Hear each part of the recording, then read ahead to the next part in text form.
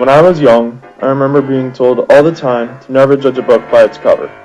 The statement at the time simply meant to get to know a person before you judged him. I never really gave it much thought of applying it to poetry. It's just poetry after all. A labor only an English teacher could love. Then came this assignment.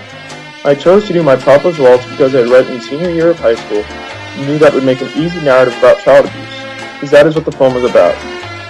Every time he missed a step, my right ear scraped the buckle, clearly meant his father used the belt on him when he misbehaved. The smell of whiskey meant that Dad was a drinker. His mother was standing in the corner wanting to stop the beating, but couldn't. Finally, the beating ended with the father beating the child about the head before mercifully throwing him to bed. Then I reread it just to find a few quotes to sprinkle in, and found myself completely unable to find any hard evidence of a beating. Sure, the dad's breath smelt of whiskey, but you don't have to be drunk for that to happen. You just have to have one drink. I also noticed the word romped, which I never really thought of before.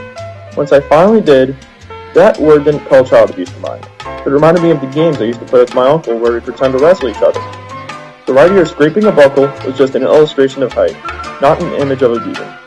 The mother was standing in the corner frowning because she was worried that somebody would get hurt, not because she was scared of her husband. The poem undoubtedly has aspects that can be tied to child abuse upon first glance, but nothing that can be supported by hard evidence. I had judged the book by its cover. I had assumed that because the first time I read it, 2 years ago as a matter of fact, I thought the poem was about child abuse, meant that it was about child abuse. I could not have been farther from the truth.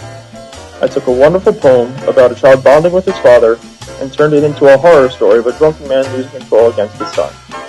So at the end of the day, this course enabled me to see poetry in a new light. I realize now that I can't always get it right the first time through.